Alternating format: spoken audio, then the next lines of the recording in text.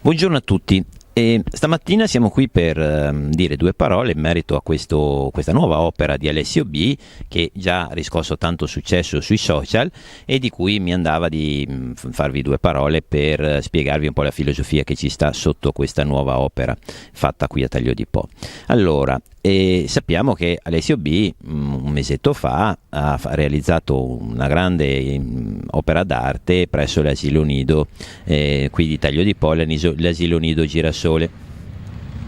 E Alessio B, che era stato, quando è stato contattato, in realtà gli avevamo chiesto un pacchetto completo che comprendesse anche quest'opera qui che vedete alle mie spalle. E quest'opera alle mie spalle che ha un motivo di essere qui. Allora, probabilmente molti di voi ricordano che questo muro è stato, diciamo così, tra virgolette, diroccato o comunque malmesso per tanto tempo. Durante il periodo del Covid l'abbiamo riqualificato completamente. Perché? Perché qui abbiamo deciso, quando abbiamo aderito al progetto di Consvipo, di creare la zona per la ricarica delle auto elettriche. Quindi questo muro in questo momento è un muro, tra virgolette, anche abbastanza importante, è di fronte alla biblioteca comunale e allo stesso tempo è in un posto che dovrebbe dare un'immagine, un segnale green del nostro comune, come ne stiamo già dando tanti da tanto tempo.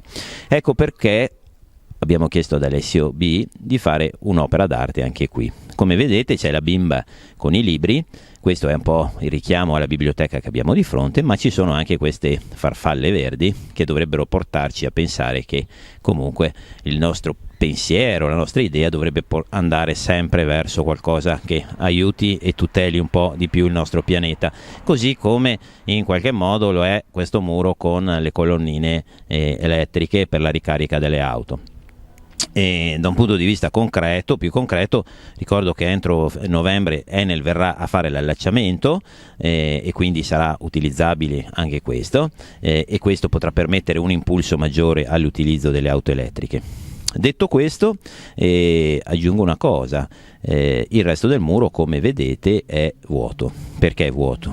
È vuoto perché l'obiettivo che abbiamo è anche quest'anno, così come abbiamo fatto gli anni precedenti, quando, così come tutte le volte, abbiamo coinvolto degli artisti con dell'arte, l'abbiamo fatto coinvolgendo anche la scuola media, normalmente le terze medie. L'idea che abbiamo e che avevamo era: Alessio B lascia una sua impronta su questo muro, il resto del muro vorremmo farlo dipingere, abbellire, insomma ci lavoreranno su le terze medie di Taglio di Po.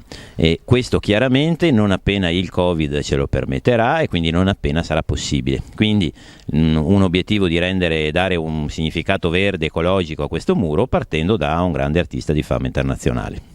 Tutto questo chiaramente nasce dal progetto che ha cominciato questa amministrazione un po' con me come capofila e assieme a Melania Ruggini di Deltarte, che abbiamo portato avanti da 8 anni.